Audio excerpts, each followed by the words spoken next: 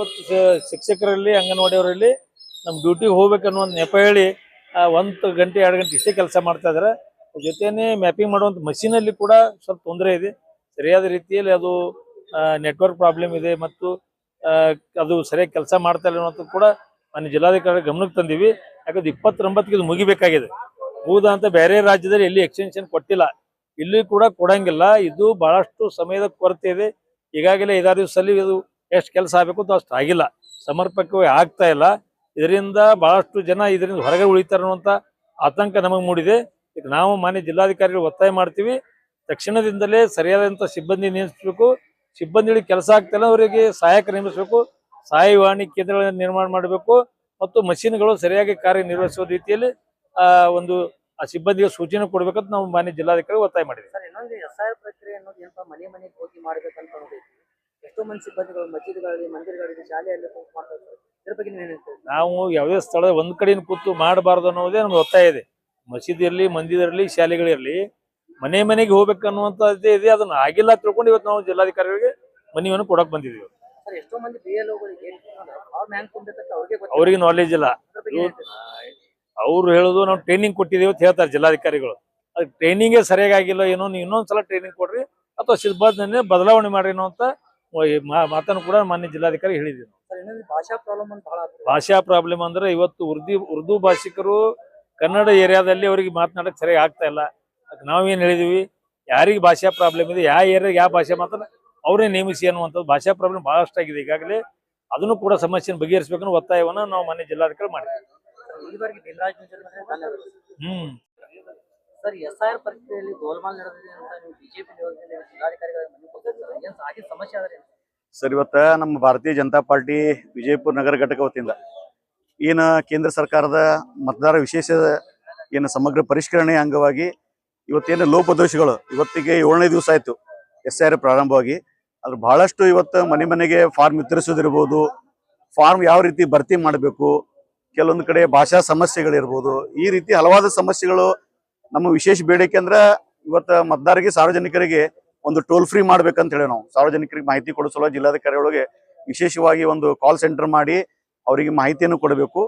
ಮತ್ತು ಈ ಕ್ರಮ ಏನು BLOಗಳಿಗೆ ಇನ್ನೂ ಸ್ವಲ್ಪ ಟ್ರೈನಿಂಗ್ ಕೊಡಲಿ ಇನ್ನೂ ಸ್ವಲ್ಪ ವ್ಯತ್ಯಯ ಆಗೈತಿ.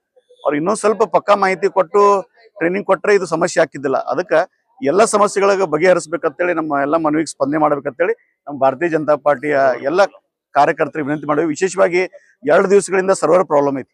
1 ತಿಂಗಳೊಳಗೆ ಮುಗಿಬೇಕಂತ ಇವ್ರ ಗೈಡೆನ್ಸ್ ಐತಿ. ಅದರ ಸರ್ವರ್ ಪ್ರಾಬ್ಲಮ್, ಇನ್ನಿತರ ಸಮಸ್ಯೆಗಳ ಸಲುವಾಗಿ ಈಗ BLOಗಳು ಇರ್ಬೋದು, ಅಂಗನವಾಡಿ ಕಾರ್ಯಕರ್ತರು, ಟೀಚರು ಬೆಳಿಗ್ಗೆ ಬಂದು ನಾವು ಡ್ಯೂಟಿನೂ ಮಾಡ್ಬೇಕಂತೇಳಿ ಸಾಲಿಗೆ ಹೋಗ್ಬೇಕಂತ ಹೊಂಟಾರ. ಅದಕ್ಕೆ ಸಾಲಿನೂ ಕಲಿಸ್ಬೇಕು ಅಥವಾ SIR ಡ್ಯೂಟಿನೂ ಮಾಡ್ಬೇಕು ಅನ್ನೋದು ಅವರು ಗೊಂದಲ ಅದಾರ. ಅದಕ್ಕೆ ಎಲ್ಲಾ ಸಮಸ್ಯೆಗಳ ಪರಿಹಾರ ಮಾಡ್ಬೇಕಂತ ನಾವು ಜಿಲ್ಲಾಧಿಕಾರಿಗಳು ವಿನಂತಿ ಮಾಡ್ಕೊಂಡಿದ್ದೀವಿ. ಅದೇ ನಾವ್ ಇವತ್ತು ಹೇಳಿದ್ದೆ, ಅದೇ ಹೇಳೇವ್ ನಾವ್ ಇವತ್ತು. ಏನು ಇನ್ಫಾರ್ಮೇಶನ್ ಫಾರ್ಮ್ ಕೊಡ್ತಾರ, ಅದ್ರೊಳಗೆ ಸ್ಕ್ಯಾನರ್ ಇರ್ತೈತಿ. ಅದ್ರೊಳಗೆ ಸ್ಕ್ಯಾನ್ ಮಾಡಿ ಒಂದು ಎಡಭಾಗಕ್ಕೆ ಏನು ಒರಿಜಿನಿ ಆದವ್ರದ್ದು, ಬಲಭಾಗಕ್ಕೆ ಮ್ಯಾಪಿಂಗ್ ಆದವ್ರು ತುಂಬಬೇಕು ಅನ್ನೋದು ಏನು ಪ್ರೊಸೆಸ್ ಐತಿ. ಅದಕ್ಕೆ ನೀವು ಜಿಲ್ಲಾಧಿಕಾರಿಗಳಿಂದ ಇನ್ನೂ ಸ್ವಲ್ಪ ಅವೇರ್ನೆಸ್ ಮಾಡಿ, ಸಾರ್ವಜನಿಕರಿಗೆ ಯಾವ ರೀತಿ ಫಾರ್ಮ್ ತುಂಬಬೇಕಂತ ಜಿಲ್ಲಾಧಿಕಾರಿಗಳಿಂದ ಇನ್ನೂ ಸ್ವಲ್ಪ ವಿಶೇಷವಾಗಿ ಮಾಹಿತಿ ಕೊಡೋದಿರ್ಬೋದು. ಈ ರೀತಿ ಸಾರ್ವಜನಿಕರಿಗೆ ಇನ್ನೂ ಸ್ವಲ್ಪ ಈ ಎಲ್ಲ ಮಾಹಿತಿನ ತಿಳಿಸೋದು ತಾವು ಮಾಡಬೇಕು ಅಂತೇಳಿ ನಾವು ಜಿಲ್ಲಾಧಿಕಾರಿಗಳು ಕೂಡ ಇವತ್ತಿಂದ ಒತ್ತಾಯಿಸಿದ್ವಿ.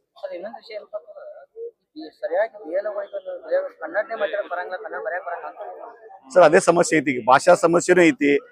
ಈ ಕೆಲವೊಂದು ಕಡೆ ಒಂದೇ ಕಡೆ ಬೇರೆ ಬೇರೆ ಕಡೆ ಕೂತು ಇದು ಮಾಡತ್ತಾರ. ಮನೆಗೆ ಹೋಗಿ ಕೊಡ್ಬೇಕು, ಮನೆಗೆ ಹೋಗಿ ಫಾರ್ಮ್ ಕೊಡ್ತಾರ. ಮನೆಗೆ ಹೋಗಿ ಫಾರ್ಮ್ ಕೊಟ್ರೆ ಹೆಂಗ್ ತುಂಬಬೇಕನ್ನೋ ಮತದಾರರಿಗೆ ಗೊತ್ತಿಲ್ಲ. ಅದ್ರ ಬಗ್ಗೆ ಎಲ್ಲಾ ಸಮಸ್ಯೆಗಳ ಬಗ್ಗೆ ಇವತ್ತು ನಾವು ಜಿಲ್ಲಾಧಿಕಾರಿಗಳು ಕೂಲಂಕುಷವಾಗಿ ಎಲ್ಲ ಚರ್ಚೆ ಮಾಡಿದ್ದೇವೆ. ಶಿವರುದ್ರ ಬಾಗಲಕೋಟ ಮಹಾನಗರ ಪಾಲಿಕೆ ಸದಸ್ಯ.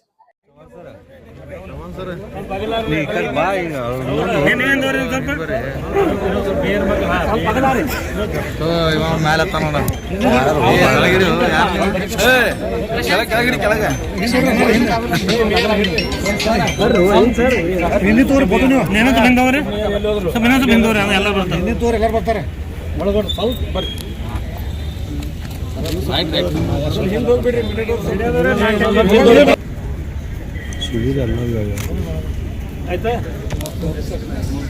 ಧನ್ಯವಾದ.